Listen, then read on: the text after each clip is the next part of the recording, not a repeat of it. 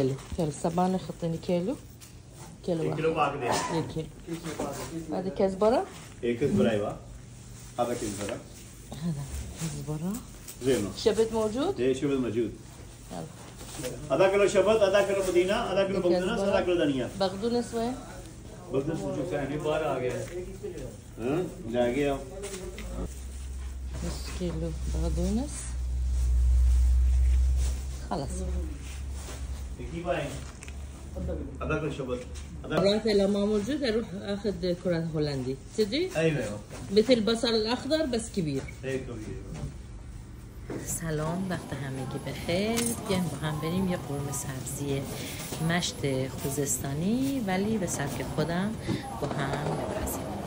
7 مدل سبزی لازم داریم: شوید، گشنیز، جعفری، تره، شنبلیله، برگ چغندر و اسفناج. اینا رو با هم به یه نسبت میخریم. اگر تره نبود از تره فرنگی استفاده میکنیم. توی عمان تره کم هست. میشوریم و به شکل خیلی ریز همه رو خرد میکنیم. الان اینجا که توی تصویر میبینین من اینو برای آش خرد کردم ولی خیلی از این ریزتر تا اونجا که ممکنه به شکل ریز اینو خرد میکنیم.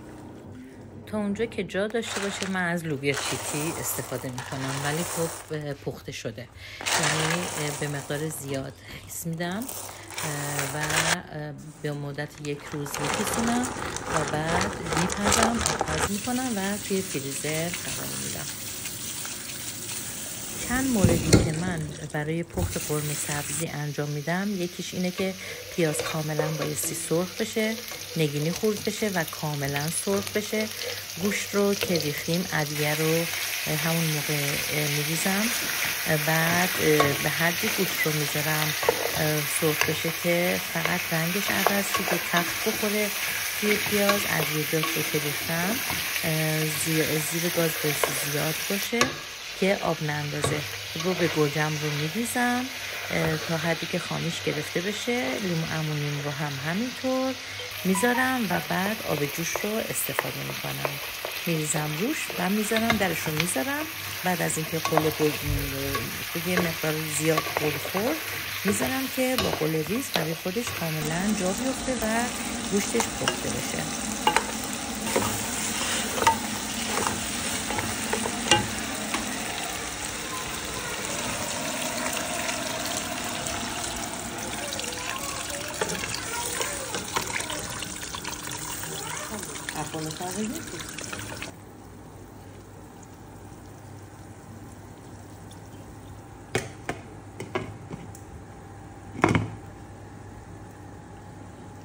برای سرخ کردن سبزی بعد از اینکه بخارپز کردیم و به اصطلاح آب سبزی گرفته شد کاملا، اینو فریز میکنم. بعد برای هر بار مصرف میام اندازه 1 سطح ماهیتابه روغن میذارم و اون سبزی بخارپز شده رو به اندازه 1 لایر توی ماهیتابم پهن میکنم.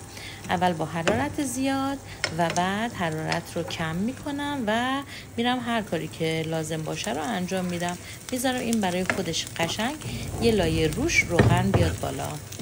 دوباره میام سر میزنم به سبزی و هم میزنم. میبینم که زیر و رو یک رنگ نیست، رو سیاه شده، تیره شده ولی لایه زیری روشنه هنوز. من این کار رو دوباره تکرار میکنم، یه هم میزنم، دوباره پهن میکنم، زیرش رو روی شعله خیلی خیلی ملایم میذارم، خیلی کم میذارم. باز میرم هر کاری رو که داشته باشم انجام میدم. میبینی که گوشتم از اون ور داره پخته میشه و دوباره برمیگردم اینو پهن میکنم و میبینم باز روش سیاه شده، یعنی روغن پس داده.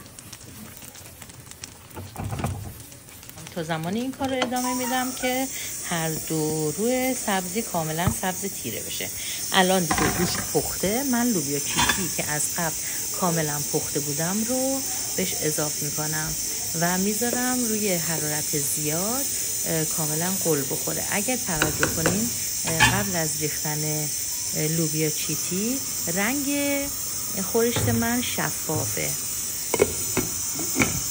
وقتی لوبیا چیتی رو میریزم میذارم با حرارت زیاد غل بخوره چون کاملا پخته است لوبیام و تا حدی ادامه میدم این کار رو. من معمولا یه مقدار زیاد لوبیا میریزم تا حدی میذارم این غل بخوره توی خورش که لعاب پس داده باشه و خورش رو از اون حالت شفافی و رقیقی خارج بکنه. اینجا کاملا میبینیم که لعاب پس میده. لعاب لوبیا چیتی نسبت به لوبیاهای دیگه خیلی بیشتره و فوق‌العاده لذیذ میشه. اینه که الان نگاه بکنین خورشت من از اون حالت شفافی خارج شده. الان وقتشه که دیگه من سبزیم رو اضافه کنم.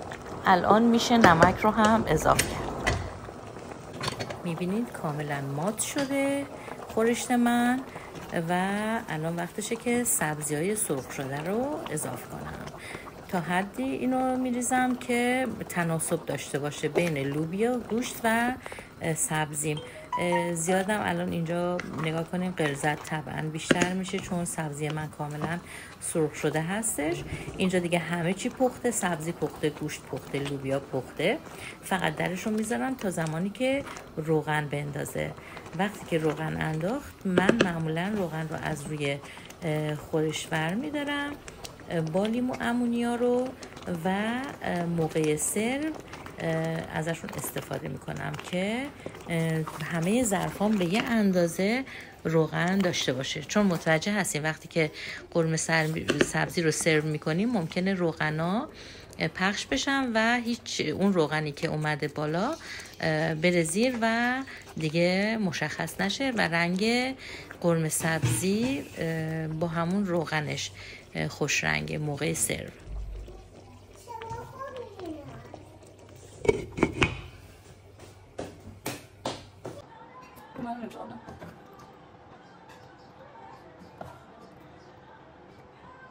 خب به این دلیل که سبزی خیلی خوب سرخ شده و لوبیا چیتی کاملا لعاب انداخته دیگه میبینین هیچ موقع سبزی از آب جدا نمیشه. ولی و در این حالت شما میتونین بازم اگر که دوست دارین یه مقدار رقیق تر باشه با احتیاط آب جوش اضافه کنین و بذارین جا بیفته. بازم هیچ موردی براش به وجود نمیاد، به هیچ عنوان آب از سبزی جدا نمیشه. ولی خب بازم بایستی با احتیاط آبتون رو اضافه کنین و نوش جانتون.